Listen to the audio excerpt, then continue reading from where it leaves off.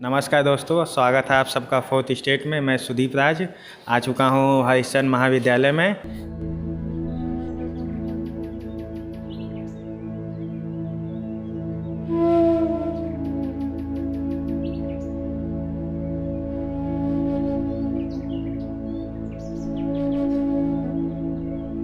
जहाँ छात्र संघ चुनाव की तैयारियाँ जोरों पर है।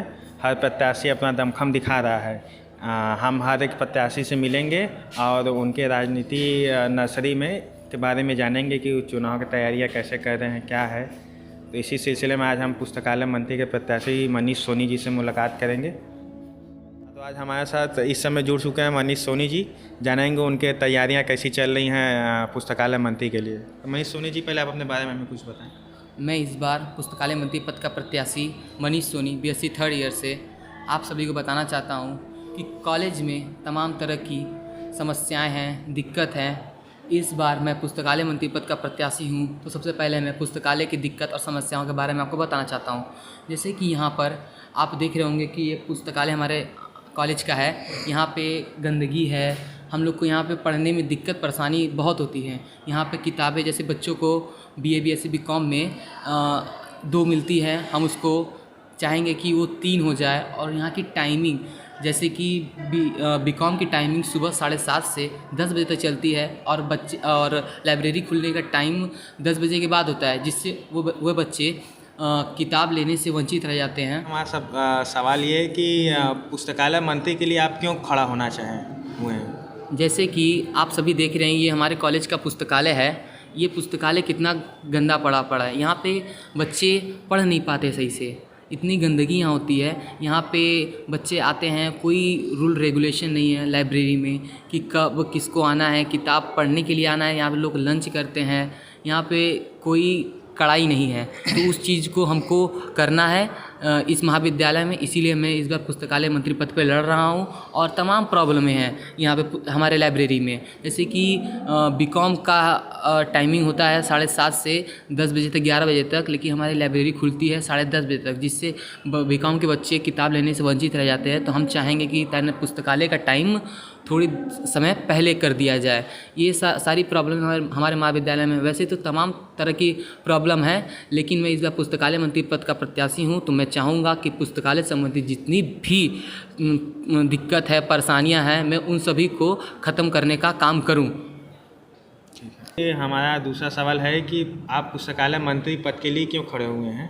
आपने क्या देख के लगा कि हाँ पुस्तकालय में हमको ये ठीक कराना चाहिए, या क्या चीज़ आपको कष्ट हुआ देख करके।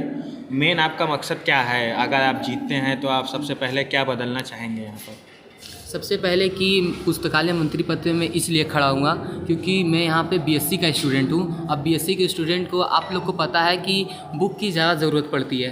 तो यहाँ पे फाइनेंशियली बहुत बच्चे हैं जो कि किताब अफोर्ड नहीं कर सकते, जो कि 700 की 800 की किताबें आती हैं BSc की। तो यहाँ पे लाइब्रेरी में हमको एक टाइम पे एक ही किताबें दी जाती थी।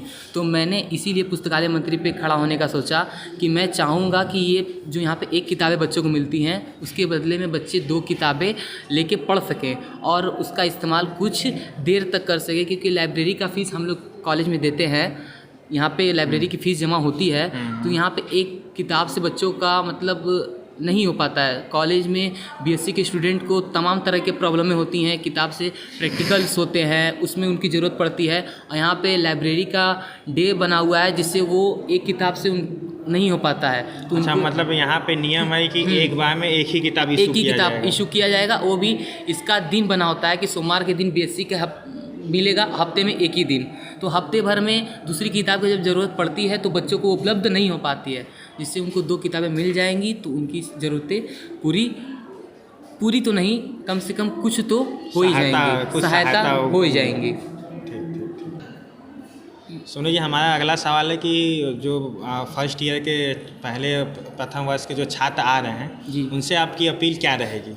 सबसे पहले तो जो प्रथम वर्ष के छात्र हमारे महाविद्यालय में एडमिशन लेंगे, उन सभी को स्वागत एवं अभिनंदन है।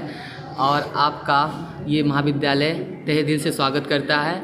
आप सभी से हमारी यही अपील रहेगी कि आप लाइब्रेरी के बारे में अवेयर रहें कि कब किस टाइम पे क्या मिलेगा। जैसे कि मैंने बताया कि BCom के बच्चे की टाइमिंग सुबह रहती है, तो उन्हें लाइब्रेरी में कितने बजे से कितने बजे तक किताबें मिलेंगी, इस सभी चीज़ों की जानकारी हम उन्हें उपलब्ध कराएंगे। बीए का हो गया, बीए के कुछ सब्जेक्ट की किताबें यहाँ नहीं हैं, हम उसको उपलब्ध कराने की कोशिश करेंगे। और बीएससी के लिए हम 2 से 4 बुक दिलाने की कोशिश करेंगे। ये अगर आप हमें वोट देंगे तो ये हमारी सबसे पहली चीज़ रहेगी जो मैं आपके लिए करूँगा। तो मनीष जी, जब आप आए फर्स्ट ईयर में तो आपको जो लाइब्रेरी देखें तो आपको ऐसा क्या लगा कि हाँ सबसे पहले इसको बदला जाए, या फिर ऐसा लगा कि हम जब पुस्तकालय मंत्री अब खड़े हो रहे हैं तो ये चीज़ सबसे पहले बदला जाएगा, किसी भी तरह से इसको बदलना है? जब हम यहाँ पे प्रथम वर्ष में एडमिशन लेकर विद्यालय में आए, तो जब हम लाइब्रेरी में आए तो हमें देखा कि यहाँ पे बैठने के लिए जगह बहुत कम है और भीड़ बहुत ज़्यादा है। क्योंकि यहाँ पे महाविद्यालय में 8000 से ऊपर बच्चे पढ़ते हैं और सभी को बुक की आवश्यकता पड़ती ही है। तो यहाँ पे हम चाहेंगे कि बैठने की जगह को और बढ़ाया जाए या कहीं और शिफ्ट किया जाए, ये चीज़ें हम कराना चाहेंगे। और जैसे कि हमारे पहले के पूर्व पदाधिकारी रह चुके हैं, तमाम वर्ष लाइब्रेरी में बदलाव करते रहते हैं, विकास करते रहते हैं। किताबें हमारे यहाँ कुछ पुरानी थी, उसको चेंज करवाया उन्होंने, और हम भी चाहेंगे कि जो किताबें भी बच गई हैं उन्हें हम चेंज कराने का काम करें ताकि वो नई आ सकें।